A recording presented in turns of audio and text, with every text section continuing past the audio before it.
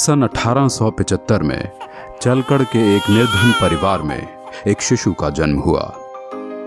बृहस्पतिवार को जन्म लेने के कारण इस बच्चे का नाम बिरसा रखा गया। किसे पता था कि एक दिन ये बालक जंगलों में रहने वाले हिंदू समाज को उनके गौरव की याद दिलाने वाला बिरसा मुंडा बनेगा। बिरसा, बिरसा, कहाँ है रे तू? माँ, मैं इधर हूँ। तू फिर से अकेला जंगल में गया था? कहीं कोई बाघ भालू उठा ले जाता तो? माँ, तू फिक्र मत कर, ये जंगल मेरा दोस्त है, इसके सभी जानवर मेरे भाई। बिरसा पढ़ाई में तेज था और ये देखकर उसका दाखिला मिशनरी स्कूल में करवा दिया गया, लेकिन वहां पढ़ने के लिए उसको जबरन धर्म परिवर्तन करना पड़ा।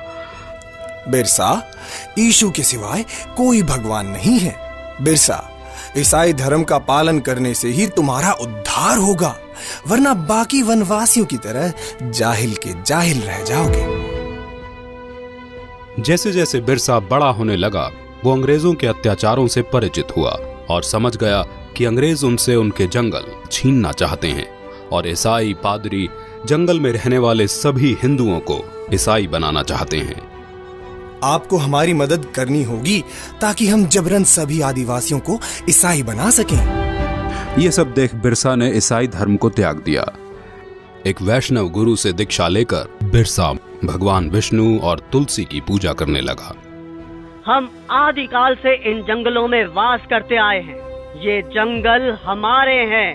धर्म परिवर्तित करके अंग्रेज हमसे हमारे जंगल नहीं छीन सकते। भाइयों, अंग्रेजों के सामने मत झुको, आत्मसम्मान के लिए खड़े हो। बिरसा के अनुयायी गांव-गांव में जाकर बिरसा की इस शिक्षा का प्रचार करने लगे। उसके कहने से वनवासियों ने अंग्रेजों को लगान देना बंद कर दिया। ये सब देख अंग्रेजी हुकूमत तिलमिला गई और उन्होंने बगावत भड़काने के जुर्म के लिए बिरसा को 2.5 साल की कठोर कारावास की सजा सुनाई। लेकिन बिरसा का आंदोलन अब रुकने वाला नहीं था। न वनवासियों ने लगान दिया, न बेगारी की। बिरसा के छूटने पर सारे वनवासी उसके गांव में इकट्ठा हो गए। बिरसा की क्रांति की पुकार से सिंह भूमि, चाईबासा और रांची के जंगल गूंज उठे। अब वक्त आ गया है जब हम अपनी जमीनें अंग्रेजों से वापस लेंगे और एक नए सतयुग का आरंभ होगा। हम इस धरती के पुत्र हैं और यहाँ हमारा राज होगा।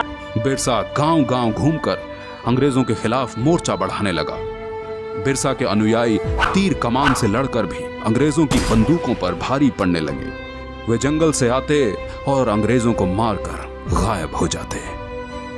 जिस तरह बिरसा हम पर और हमारे ठिकानों पे हमला कर रहा है, ऐसे तो ईसाई धर्म का यहाँ अंत ही हो जाएगा। बिरसा वनवासियों को ईसाई बनने नहीं देगा। हम बिरसा के सिर पर भारी इनाम रखेंगे, फिर देखते हैं वो भागकर कहां जाता है। हाँ, क्यों नहीं? रुपयों के लालच से भी किसी वनवासी ने बिरसा से गद्दारी नहीं की और अंग्रेजों को एक के बाद एक हार का सामना करना पड़ा। एक बार जंगल में खाना बनाने के धुएं से अंग्रेजों को बिरसा के ठिकाने का पता चल गया। सभी वनवासी सरदार बिरसा समेत पकड़े गए और उन्हें सख्त कारागार में डाल दिया गया। बिरसा की कमर और पैरों में लोहे की बेड़ियां डाल उसे एक छोटी सी कोठरी में बंद कर दिया गया। अंग्रेजों ने उसके खाने में आर्सेनिक नाम का जहर डालकर उसे मरवा डाला और दुनिया को ये बताया कि वो हैजे से मर गया। मात्र 25 वर्ष की आयु में बिरसा अपने धर्म और देश की रक्षा के लिए शहीद हो गया।